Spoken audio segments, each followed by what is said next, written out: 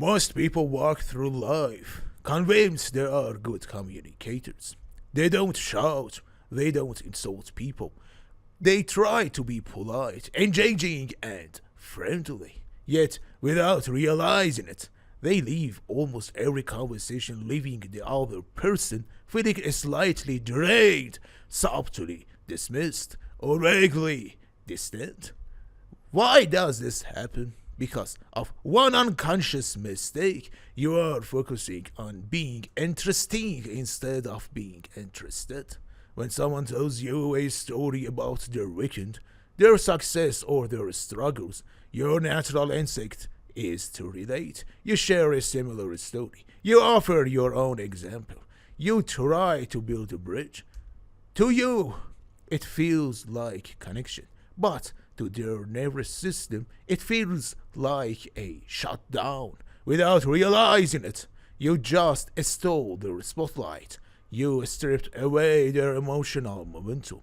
And on a neurological level, you just denied them the exact thing human beings crave most when they speak to another person. If you want to master high-level communication and build unshakable influence, you have to stop viewing conversations as a platform to project yourself and start viewing them as an ecosystem of human psychological needs. Every person you talk to is operating under an invisible set of motives. Behavioral scientists and human behavior experts have isolated three fundamental social drives that dictate almost all human speech. At any given moment, the person across from you is looking for one of three things. Significance. This is the need to feel important, distinct, or effective. They speak about achievements, titles, skills, or status. They might say, I just managed a massive project with 50 people. Responding with, oh yeah, I led a project twice that size last year. The moment you do this, you rob them of their perceived significance. Acceptance. This is the need to belong, to feel part of a tribe, and to know they aren't alone. They naturally use collective pronouns like we or group, or focus heavily on shared experiences and community dynamics, highlighting how isolated or different you are from the group, making them feel like their sense of community is invalid or foolish. Approval. This is the need for direct validation, reassurance, and positive feedback. They often practice a strategic self-deprecation to solicit a compliment. They'll say, I'll have to give a presentation tomorrow, but I am terrible at public speaking. It is mistake to agreeing with them, giving unsolicited criticism, or ignoring their subtle prompt for reassurance. Here is the perspective shift you need to make. Conversations are chemical exchanges. When a person speaks to you about something they care about, the brain is seeking a neurochemical reward. When they feel heard, validated, or respected, their brain releases dopamine and oxytocin. They are literally knocking on your door, looking for psychological safety and validation. When you one-up them, interrupt them, or pivot the conversation back to yourself, you aren't just changing the subject.